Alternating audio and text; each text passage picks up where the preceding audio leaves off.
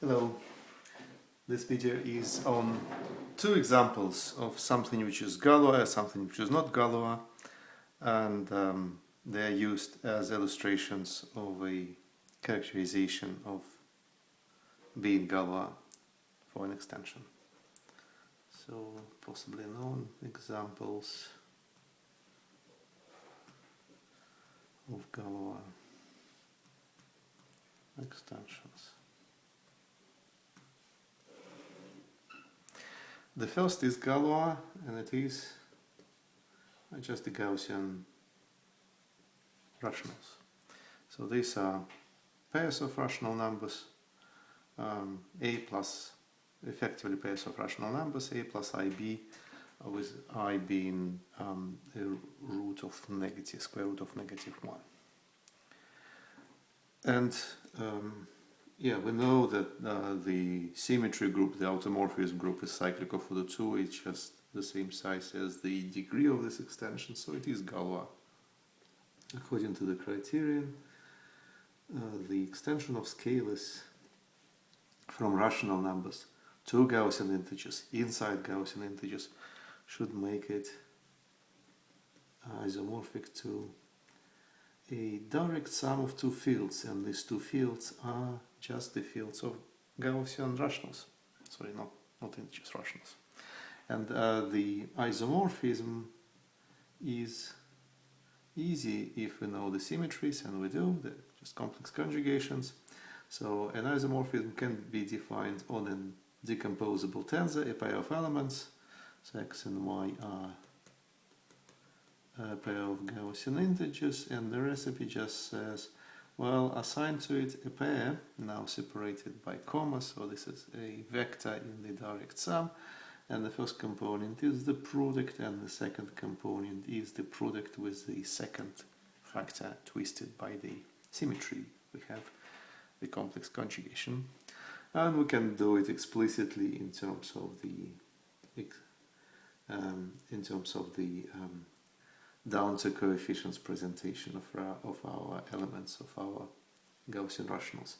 So if we have a Gaussian rational a plus ib, and we have another Gaussian rational c plus id, then the transformation, this isomorphism, assigns to this decomposable tensor a pair of Gaussian rationals, and the first is just a product, a plus ib times c plus id. I will not spell it, I will not open the brackets. And the second is the product, but with the second factor conjugated. So this is just that recipe, and it can be turned into just complete a list of answers. Say for the basis in this algebra over the rationals, it is spanned by the identity element, which is 1, tensor 1, and it is also has well, let me write what happens with identity. Well, nothing mysterious. It goes to the identity element in the direct sum, which is the pair 1, 1. So the second basic vector we could choose is I, tensor 1. And again, the recipe says it goes into the pair I, comma I.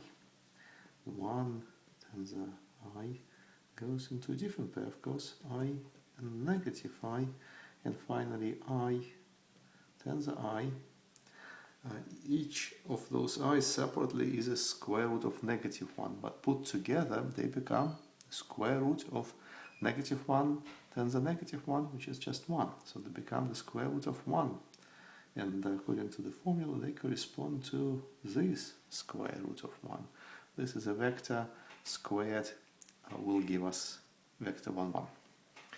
So that is just down to all details the Wedderburn decomposition corresponding to the Galois extension. So the special decomposition where all the factors are just the same field, and the number, sorry, all the summands, and the number of summands is the same as the degree, the same of the degree of this extension.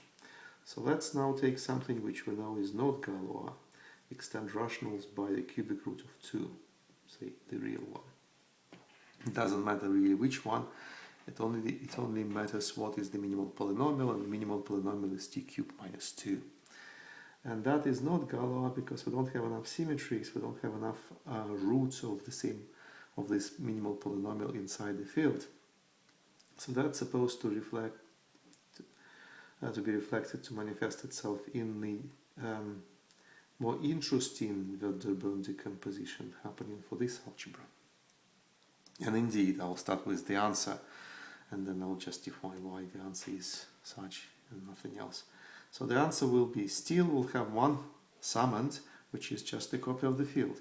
But then we won't have two more summands as it would be in the Galois extension. Instead, we will just have one more field, which is a larger field, the field which is the result of attaching to rationals a cubic root of 2 and, well, any primitive root of 3 of one complex number.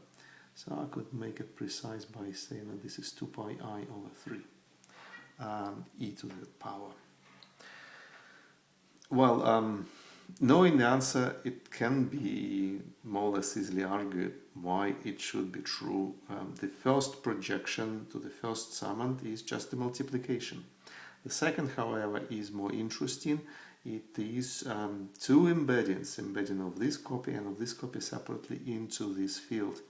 And the two embeddings have to really distinguish between the two roots. So one embedding just takes this and keeps it as it is. The other takes this and shifts it by epsilon. So that is, I will write the answer for this homomorphism. Well, it has to be subjective homomorphism onto what is happening to be the splitting field of the minimal polynomial of t cubed minus 2. So just enough to see what happens with these generators. The first component generator goes to itself as a number in this field, and the second component generator goes to a twisted version of this, which is just another root, and it has to be complex and it has to be really different from the real root by some cubic root of 1, say by this number. Well, let me now give sort of more industrial way of seeing how the decomposition should work. So far I just give you a guess and I justified it. But let's remember that this field abstractly can be described as a quotient field of the polynomials by this minimal irreducible polynomial.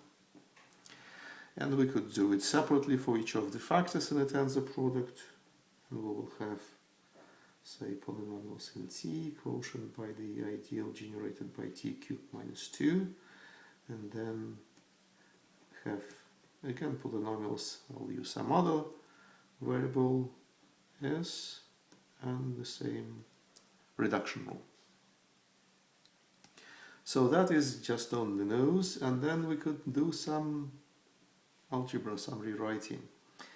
We could rewrite it as the quotient of the algebra of polynomials in two variables, and we will just combine the relations we impose on each of those variables into one ideal. And then we could do some different choice of generators in this quotient. Instead of generating it by T and S, I could generate it by T and what I will call U.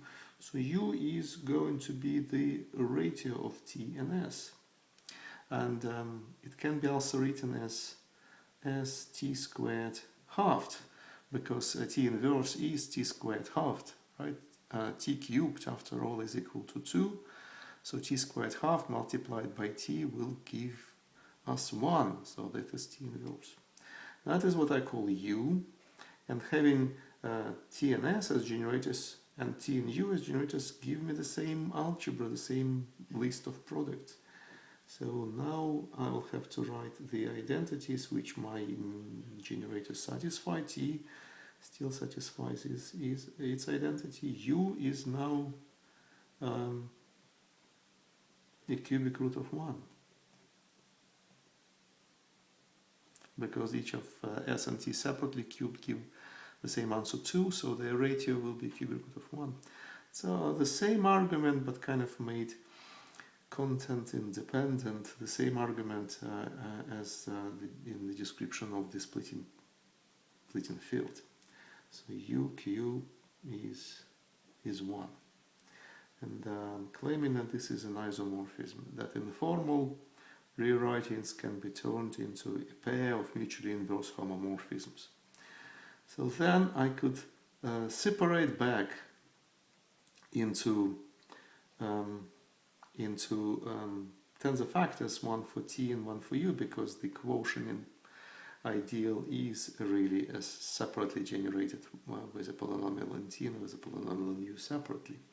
And when I will look at what happens in the u channel, it will be a quotient in u by this, but now uq minus 1 is not irreducible. That factorizes into 2 cyclotomic. And this factorization gives the decomposition of the u factor into, maybe I'll just try and squeeze it, what I say, so t still quotient by this, and then I have the rationals tensor product with u, and u quotient by this. But now this factorization decomposes this algebra into direct sum of 2, and so is the tensor product. It decomposes into a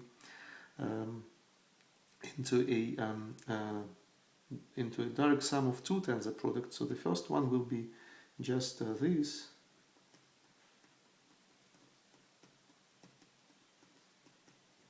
The second will be the tensor product of t and of u, and u is now satisfying this relation, so I'll just put them together again.